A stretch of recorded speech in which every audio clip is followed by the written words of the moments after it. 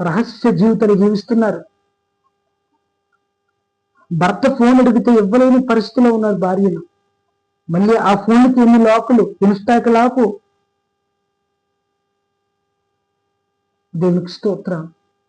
వాట్సాప్కి లాకులు. నీ భర్త దగ్గర నువ్వు రహస్య జీవితం జీవిస్తున్నావు.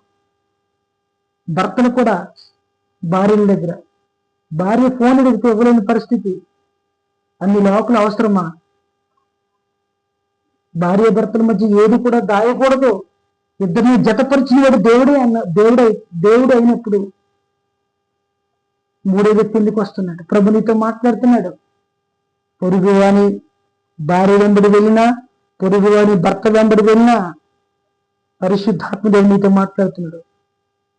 మీరు శిక్ష తప్పించి దేవుని ఉగ్రతకు గురైపోతారు, జాగ్రత్త అని ప్రభు మాట్లాడుతున్నాడు. ఒకవేళ ఈ వాక్యం విని మనసు మార్చుకుంటే, ఈరోజు నాతో దేవుడు మాట్లాడాడు అని నీకు అనిపిస్తే, నీ హృదయానికి అనిపిస్తే, ఇప్పుడే మారు మనసు పొందు, ఇప్పుడే కన్నీళ్లు గార్చు, ఇప్పుడే దేవుని పాదాలు పట్టుకో. ప్రభువా, నేను అక్రమం చేశాను, నా భర్తను మోసం చేశాను, లేదా నా భార్యని నేను మోసం చేశానని దేవుని దగ్గర నువ్వు ఎవ్వరికీ చెప్పుకోవాల్సిన పని లేదు. మనుషుల దగ్గర ఆడవద్దు.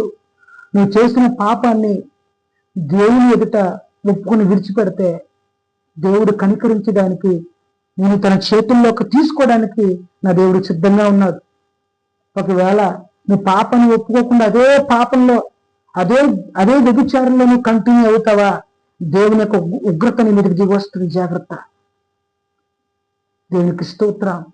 ఎందుకంటే పరిశుద్ధమైన జీవితాలు జీవించకుండా ఇష్టానుసారంగా మన దేహాలు, హృదయాలు పాడు చేసుకుంటే దేవుని రాజ్యాన్ని మనం కోల్పోతాం. హృదయ శుద్ధి గలవారు ధన్యులు, వారు దేవుని చూస్తారు అని మాట్లాడుతున్నాడు. హృదయాన్ని శుద్ధి చేసుకో, దేవునితో మాట్లాడుతున్నాడు. దేవుడు గద్దిస్తున్నప్పుడు దేవుని గద్దింపుకు లోబడు. గద్దింపుకు లోబడేవాడు ఘనత నిండుతాడు. దేవుని ప్రభు నీతో మాట్లాడుతున్న ప్రియ సహోదరి, దేవుడు గద్దిస్తున్నాడు. మారు మనసు పొందు, దేవుని పాదాలు పట్టుకో, గుండెలు బాదుకుని ఏడ్చి నీ పాపాన్ని విడిచిపెట్టు, ఆ సిన్ని విడిచిపెట్టు, నీ భర్తకు లోబడు.